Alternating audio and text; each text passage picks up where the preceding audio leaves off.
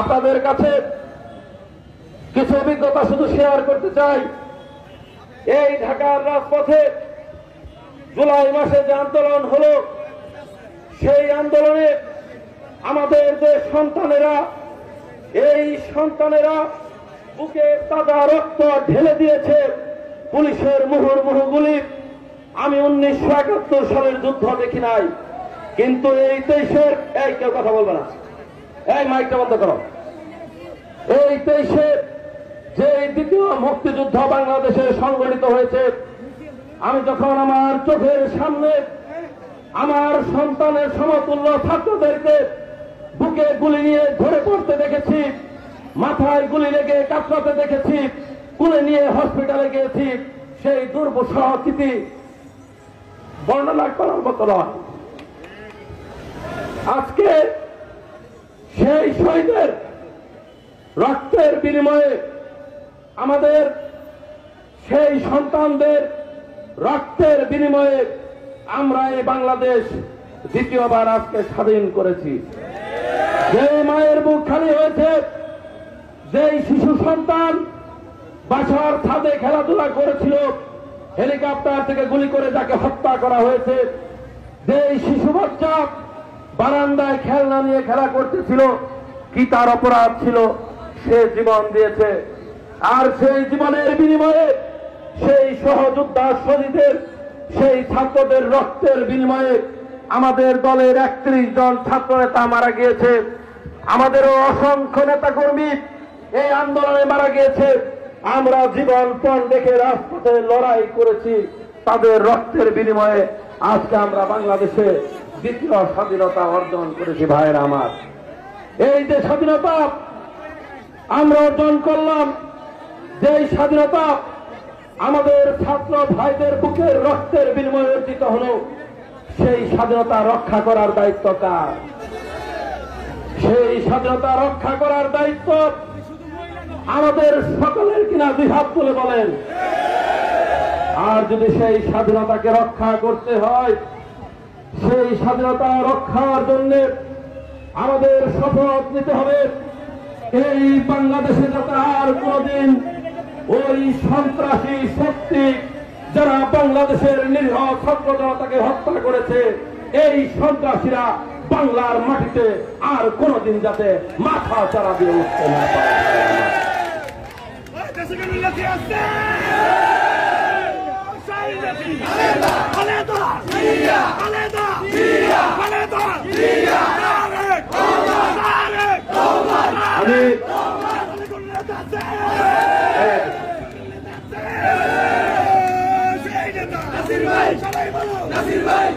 আমি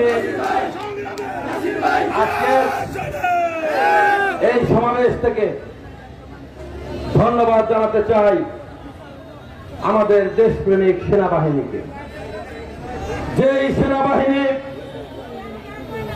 বাংলাদেশের প্রথম যুদ্ধের প্রহরে শহীদ রাষ্ট্রপতি জিয়াউর রহমানের ঘোষণার মধ্যে দিয়ে, আমি মেজর দিয়া বলছি, সেই ঘোষণার মধ্যে দিয়ে যেই সেনাবাহিনী প্রথম প্রহরে পাকিস্তানি সেনাদের বিরুদ্ধে যুদ্ধে ঝাঁপিয়ে পড়েছিল, আবার আমরা দেখতে পেলাম ওই দিল্লির দাসত্বকে উপেক্ষা করে, হাসিনার স্বৈর শাসনকে উপেক্ষা করে বাংলাদেশের দেশপ্রেমিক সেনাবাহিনী বাংলাদেশের মানুষের পক্ষে অবস্থান নিয়ে গণতন্ত্র প্রতিষ্ঠায় ভূমিকা রেখেছে।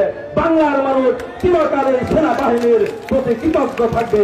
আমরা করতালি দিয়ে বাংলাদেশ সেনাবাহিনীকে আমরা শ্রদ্ধা জানাই, অভিনন্দন জানাই। ভাইরা আমার, নির্যাতনের চিত্র আর কি বলবো, নির্যাতন তো আপনারাই দেখছেন, কি দুর্বিষহ নির্যাতন। আমার নেত্রী 8 বছর কারাগারে, আমার নেতা তারেক রহমান বিদেশে। আমরা যারা এই দলের কর্মী, আপনারা জানেন আমি বিগত 1 মাস আগেও কারাগার থেকে বের হয়েছি। 2 শতাধিক মামলা আমার নামে।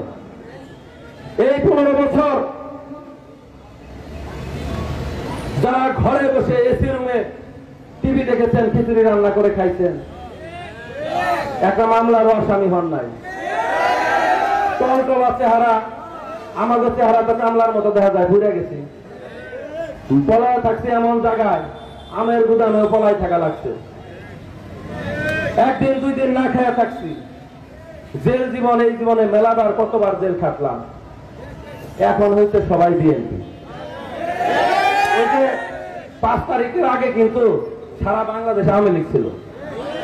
বাংলাদেশের ঘাস লতা পাতা, গরু ছাগল পাখি পশু সবই আওয়ামী লীগ, নাকি বলেন? যদি কইতাম যে ভাই বিএনপি করে 1 গ্লাস পানি দেন, তা আমাদের তো কলই নষ্ট, পানি দিব করছে। এখন তারা বিএনপি হয়েছে, এখন তারা বিএনপি হয়েছে। আমি আপনাদেরকে বলতে চাই, চাচা ভাতিজার প্রেম কিন্তু আর চলবে না। যেই সন্ত্রাসী, এই খুনি রানা চক্র ঘাটাইলের মানুষের জীবনকে অতিষ্ঠ করেছিল, আজকে বিএনপির নাম নিয়ে যারা ওই খুনি চক্রকে দলে ভিড়িয়ে অশান্তির সৃষ্টি করতে চান, চাঁদাবাজি করতে চান, দখল বাণিজ্য করতে চান, আগামীকাল থেকে তাদের ঘাটাইলের মাটিতে জায়গা হবে না।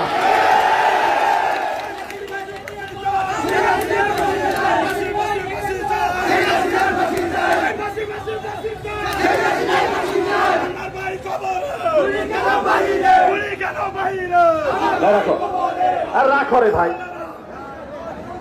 একদিকে সারা বাংলাদেশের মানুষ গতকাল রাতেও হাজার হাজার লক্ষ লক্ষ ছাত্র জনতা ফাঁসি চাই স্লোগানে ব্যস্ত। আওয়ামী লীগের সন্ত্রাসীদের বিচারের দাবিতে ব্যস্ত। আর আমাদের ঘাটাইলে আমি খবর পাইতেছি, ওই রানা চক্রগনিয়া দল ভারী কইরা আজকে জাতীয়তাবাদী দলের এক সহ সভাপতির গায়ে রক্ত ঝরেছে। আমি উবায়দুল হক নাসির ঢাকার রাজপথে শেখ হাসিনার গুলিকে কোনোদিন পরোয়া করি নাই।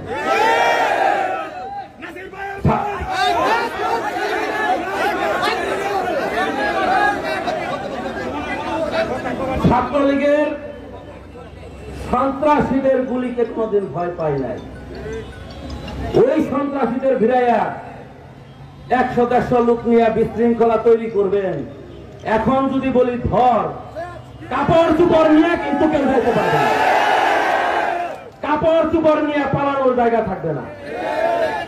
শেখ হাসিনার আমলে ওই যে অফিসার টফিসার যা আছে, ওই সালমান রহমান আনিসুর হক দেখেন নাই, লুঙ্গি পরে গেঞ্জি গাইটা দাড়ি কালা করছে, চুল কাইটা ফেলাইছে, এইরকম বাইন্দা নিয়ে যাইতেছে, নিতেছে না?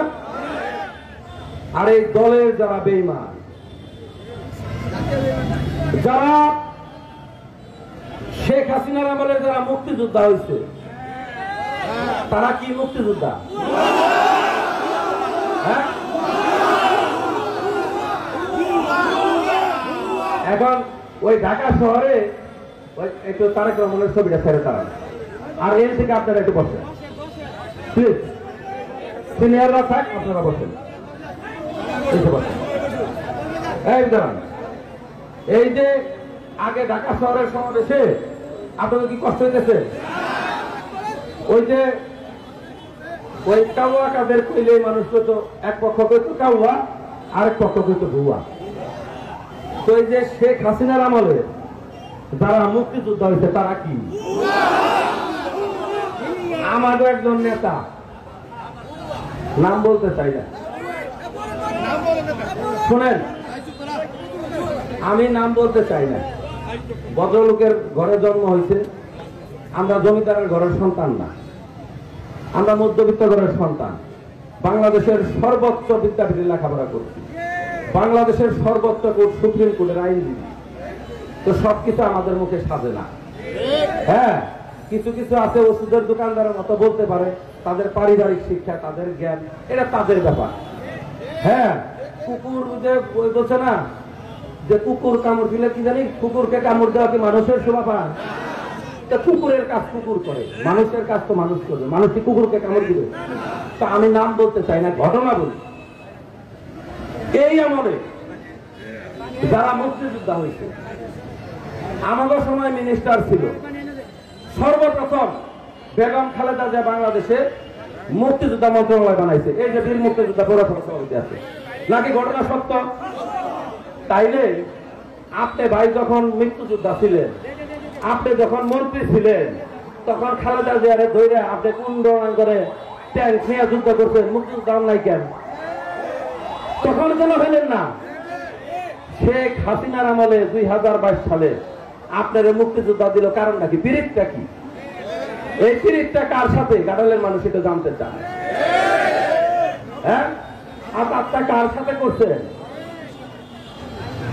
এই আমলে মুক্তিযোদ্ধা দিতে হইলে ওই যে যোদ্ধা হতো মুক্তিযোদ্ধা বাসেদ করিম শাহ, তার মুক্তিযোদ্ধা বাতিল করে দিচ্ছে, তার ভাতা বন্ধ। আর আমাদের জনাব এমপি মন্ত্রী সাহ, উনারে মুক্তিযোদ্ধা দিচ্ছে, এখন লেখে বীর মুক্তিযোদ্ধা। উনি কোন রণাঙ্গনে যুদ্ধ করে? তাহলে উনি হাসিনার কোন রণাঙ্গনে যুদ্ধ করছে এটা আমরা জানার দরকার আছে না?